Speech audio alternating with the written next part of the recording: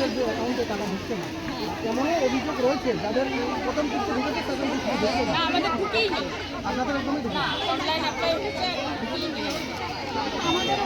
আজকে কতজন মহিলা মিলে আপনারা এখানে ডেপুটেশন করেন? আমরা 3 জন গিয়েছিলাম। ভিতরে 3 জন গেছে। হ্যাঁ, ভিতরে 3 জন মহিলা। 3 জন গিয়েছিলাম।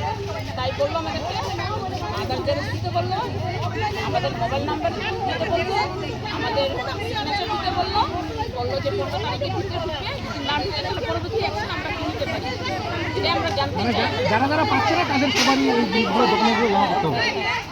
প্রত্যেকটা মহিলা রয়েছে। হ্যাঁ, কি নাম